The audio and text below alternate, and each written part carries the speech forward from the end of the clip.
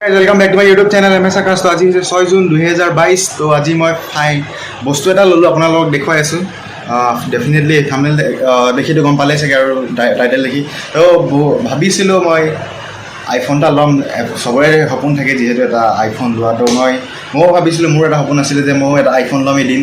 বাট ভবা নাছিলোঁ ইমান জল্দি আহিব, আৰু আপোনালোকৰ আশীৰ্বাদতেই সদায় এনেকৈ প্ৰে কৰি থাকিব যে মই যাতে যি বিচাৰোঁ সেইটোৱে পাওঁ। আৰু তো ফাইনেলি মই আইফোনটো লৈ ল'লোঁ। তো আইফোন লোৱাতে ভ্লগ বনোৱা নাই বাৰু, কিনিবলৈ যাওঁতে, বিকজ কিবা এটা হ'ল আছিল আৰু মোৰ প্ৰব্লেম আছিল অলপ কি ক'ম আৰু বাদ দিয়ক সেইটো। আৰু ব'লক এতিয়া হাঁহি আইফোনটোৰ আনবক্সিং কৰোঁ। তো এইটোৱে হৈছে সেই মালটো যোনটো চবৰে ল'বলৈ এবাৰ জীৱনত আশা থাকে যে কটা আপেলটো বেক চাইডত থাকিব ফোনৰ, আৰু সেইটো চবেই লৈ কেনে কি ক'ম, আজিকালিতো লেভেলৰ কাৰণেই লয় আৰু। তো মোৰো মন আছিলে যে মই এটা আইফোন লওঁ। তো ফাইনেলি আজি লৈ ল'লোঁ আইফোন 12 128 GB ব্লেক কালাৰ, যোনটো নৰ্মেলি এইবিলাক কালাৰ ব্লুত আছিলে, অপশ্যন দিছিলে মোক ব্লু আৰু ব্লেক। ব্লুটো আপোনাৰ 1000 ৰুপিজ কম ইয়াতছে, আৰু এইটো ব্লেক হয়, সেইকাৰণে এইটো অকণমান 1000 ৰুপিজ বেছি আপোনাৰ এইলে। তো এতিয়া আমি এইটোৰ আনবক্সিং কৰোঁ মালটো। বহুত দিনৰ পৰা মনৰ কথা নহয় বাৰু, তেওঁ ল'বলৈ মন এটা আছিলে আশা এটা, আৰু সেইটো যোনটো ফাইনেলি পূৰণ হৈ গ'ল। ল'বলৈ এইটো আনবক্সিং কৰোঁ।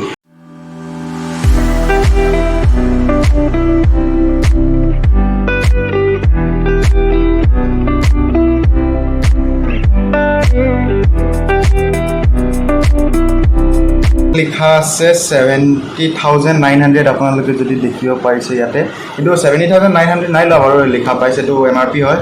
আপোনাৰ মোৰ লৈছে 68,000 লৈছে, আৰু আপুনি অনলাইনত কিনিলে 65 মানতে পায়, কিন্তু অনলাইনত নল'লোঁ বিকজ মোৰ মন নাছিলে। 3,000 টকা বেছি হ'লেও আই ডোণ্ট কেয়াৰ,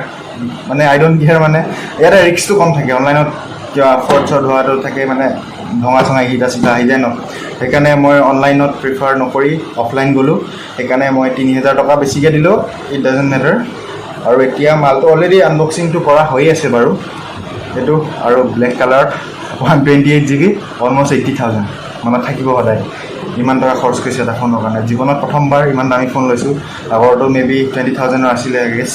তো ব'লক এইটোৰ আনবক্সিংটো কৰি দিওঁ। আৰু এইটো ঢাকন খোল খাই গ'ল। এইটো মেইন মালটো, যোনটো খাই মজা লাগে, এইটো মালটো বেক চাইডটো এইটো ব্লেক কালাৰত আছে। ফোনটো কিনে অকল এই মালটোৰ কাৰণে, এই মালটোৱে ভেলু বহুত আছে মাৰ্কেটত। তো এইকাৰণে আৰু এইটো ফোন আৰু আইফোন এই যে কয়। আৰু ইয়াত মই এইটোৱে এপল অন হৈ আছে।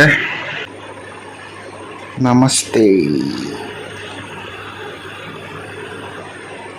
অন হৈ আছে। বহুতকেইটা ভাষাত লিখা আছিলে, হেল্ল'টো ইয়াত এতিয়াও দেখিছে, ইয়াত ওলাই আছে, ধেৰ কিবা কিবি ভাষাত আহিছে, ইংলিছ, চাইনিজ। এতিয়া আকৌ ফাইনেলি হেল্ল' আহি গ'ল ইংলিছত। এতিয়া অন হৈ যাব চাগে আৰু।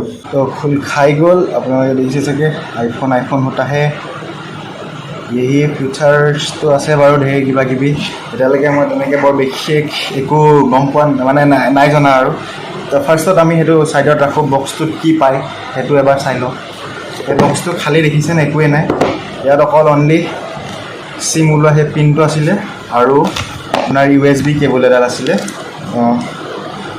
এই USB কেবলডাল আছিলে ইয়াৰ লগত দিয়া বস্তু, তাৰ বাদে একোৱেই নাই। আৰু তাৰপিছত এই এডাপ্টাৰটো এক্সট্ৰাকৈ কিনিব লাগে, আপোনালোকে গম পায়েই চাগে। আৰু এইটোৰ দাম হয়, পেকেটত লিখা আছে 3,990, বাট ইমান নাই লোৱা। ইয়াত 3,000 লৈছে এডাল এডাপ্টাৰ, আৰু সেইটো ফোন লৈছে 68,000 প্লাছ 3,000 71,000 হ'ল। আৰু কভাৰটো আৰু ইয়াৰ টেম্পাৰ এখন লগাইছিলোঁ মই, এই টেম্পাৰখন দুইটা মিলাই কেনে হৈ গ'ল 1,300। আৰু বাকী ইঞ্চুৰেঞ্চ আছিলে, যোনটো 1 yearৰ কাৰণে, যদি পানীত পৰে বা বেয়া হয় তেতিয়া সেইটো ক্লেইম কৰিব পাৰিম মই।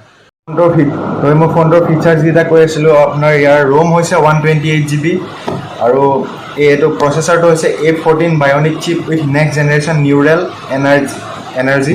যোনটো মই ভাবি আছিলোঁ 11 ল'ম, 11 128 ল'ম, কিন্তু 11 128টো A13 বায়নিক চিপ আছে তাত, আৰু প্লাছ নেক্সট জেনেৰেশ্যন নিউৰেল এনাৰ্জিটো নাই তাত। সেইকাৰণে মই প্ৰিফাৰ কৰিলোঁ যে মই এইটোলৈ যাম, আইফোন 12 হ'লে। আৰু তাৰপিছত ফ্ৰণ্ট কেমেৰাটো 12 মেগাপিক্সেল, বেকটো 12, বেক দুইটা 12 মানে টোটেল 24 বেক চাইডে আৰু ফ্ৰণ্ট 12 মেগাপিক্সেল।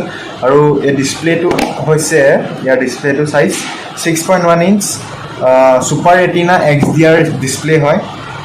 5G হয় ফোনটো, এইটো 12ৰ পৰা 5G ষ্টাৰ্ট হৈছে আই গেছ, 11ত নাছিলে 5G, 12ৰ পৰা 5G ষ্টাৰ্ট হৈছে।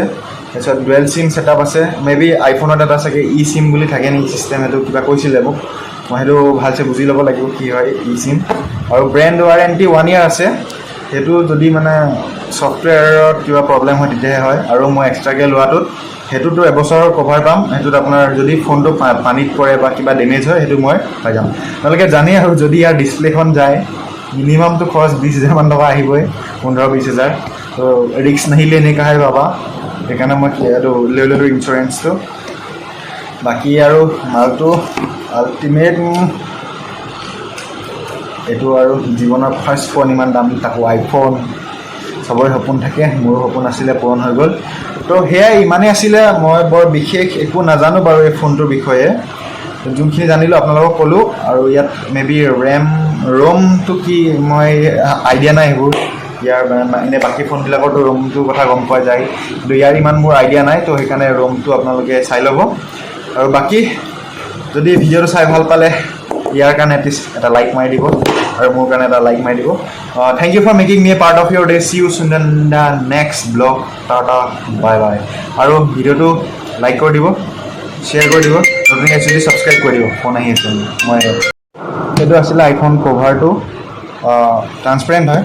আৰু এইটো টেম্পাৰটো, আইফোনৰ কভাৰটো কিবা ৰেটিনা কি কৈছিলে মই পাহৰি থাকিলোঁ নামটো, মানে টেম্পাৰখনৰ ভাল টেম্পাৰতে দিছে। আপোনাৰ টেম্পাৰটো আৰু কভাৰটো মিলাই দুটাত 1300 লৈছে। এণ্ড এইটোৱে আৰু কম্পেক্ট চাইজ, মানে এইটো কি ক'ম, মস্তি আৰু মানে পূৰা ধুনীয়া মোবাইল লৈ এনেকৈ ভিডিঅ' কৰিবলৈও মজা হ'ব এইটো। আৰু মানে চাইজটো পূৰা পাৰফেক্ট চাইজ, আৰু পূৰা হাতত এনেকৈ সোমাই যায়, ধুনীয়া। আৰু পৰা চান্সটো কম থাকে, মানে কম্পেক্ট চাইজ ন। আৰু সেয়াই, যদি ভিডিঅ'টো চাই ভাল পালে, বাকী আগতে ক'লোৱেই, লাইকটো কৰি দিব আৰু টাটা।